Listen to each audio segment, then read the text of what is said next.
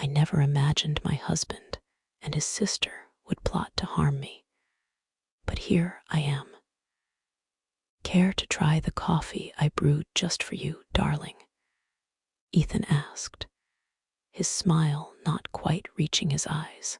We were gathered around the polished dining table at my sister-in-law Leela's home in Memphis for our usual family brunch.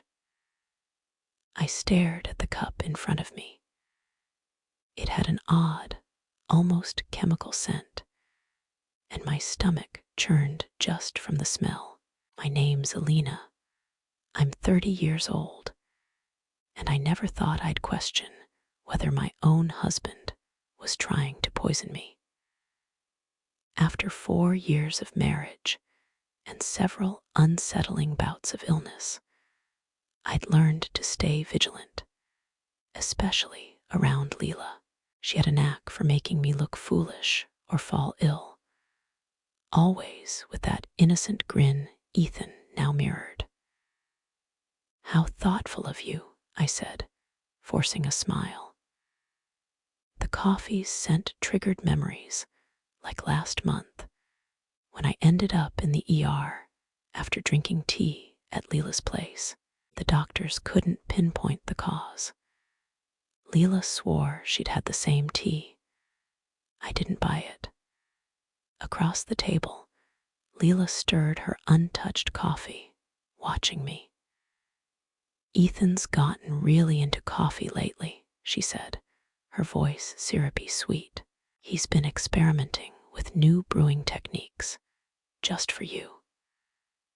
Her words sent a chill down my spine. I'd noticed Ethan spending more time at Leela's lately, claiming they were planning something for our anniversary, but the hushed conversations and secretive texts told a different story. I lifted the cup, pretending to sip, and watched them closely. The nervous glance they exchanged confirmed my suspicions. I had to act fast. "Oh, look at that," I said suddenly, glancing at my phone. "I need to make a work call. Leela, mind if I use your office?" I stood and deliberately stumbled as I passed her, swapping our cups in the chaos.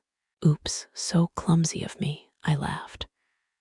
"No worries," she said, her smile strained. "Just try not to break anything." From the office, I could still see them. My heart pounded as I waited. Then it happened. Leela picked up the cup and drank. My stomach dropped. I wanted to stop her, to shout, but I needed the truth. I'd spent too many nights in the ER after meals at her house. Things weren't always like this. Ethan was charming when we met. Leela seemed friendly at first too. But the signs were there. Ruined outfits at key events. Meals that mysteriously left me ill. Ethan always had an excuse. Maybe it was something you ate earlier. But things escalated. 2 months ago, I was back in the hospital. The doctors found something unusual in my system they couldn't identify. Ethan suggested I might have taken expired medication, but now, watching Leela's hand tremble and her face pale, I knew the truth was far darker. "Ethan," Leela whispered, shaking. "Something's wrong." Ethan's face shifted from confusion to panic. That wasn't your cup," he stammered. I stepped out of the office, phone recording. Leela's body began to convulse. "What did you put in the coffee?" she gasped, barely standing. Ethan rushed to her side. It was just supposed to make her sick, to miss the meeting. My blood ran cold. The board meeting, where I was set to pitch to a major client. The same client Leela had been chasing at her competing firm. They were trying to derail me, I said, my voice steady. It was too much, Leela mumbled. Ethan said it couldn't be traced. Sirens wailed in the distance. Ethan panicked. Stop talking. Everyone always favored you, Leela spat. We just wanted to slow you down. Paramedics arrived. I handed over the recording and followed Leela to the hospital. As they stabilized her, I sent the video to my lawyer. In the waiting room, a nurse approached. Related to Leela Thompson. I'm her sister-in-law, I replied. Ethan had vanished, saying he was parking. It had been over 20 minutes. She's stable, but we found unusual toxins in her system. The doctor wants to speak with you. Dr. Reynolds met me outside the room.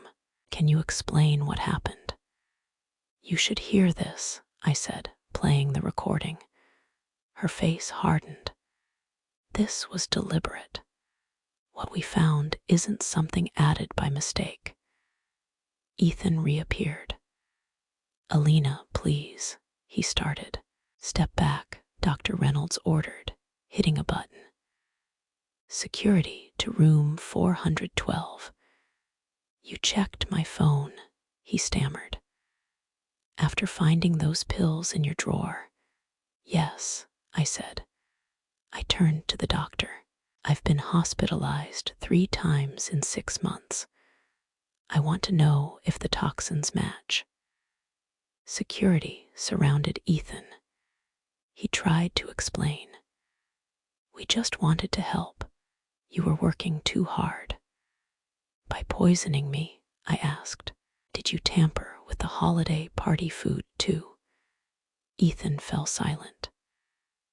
Leela watched from the bed, fear in her eyes. Detective Harper arrived soon after. Tell me about the prior incidents, she said.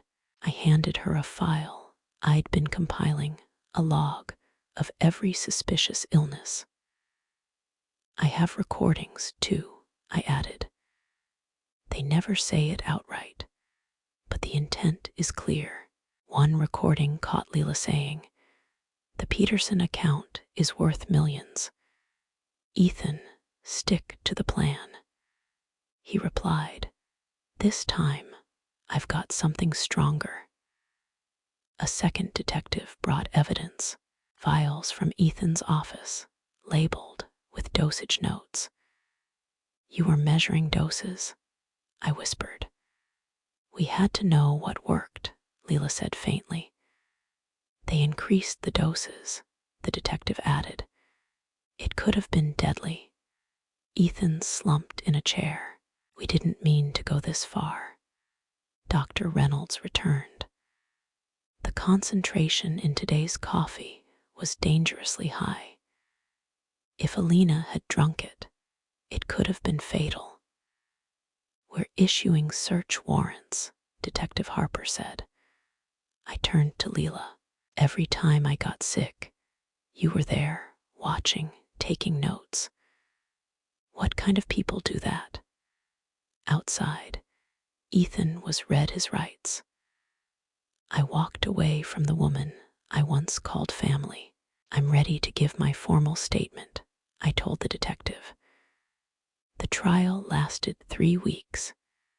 Evidence piled up daily. Vials, logs, recordings, medical testimony.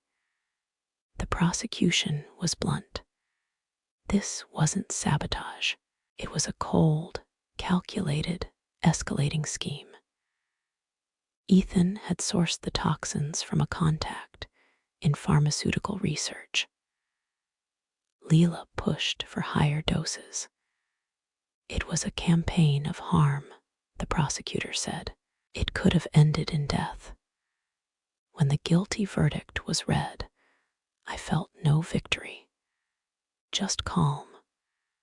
A year later, I stood on a conference stage, delivering the keynote address. The opportunity they tried to steal from me.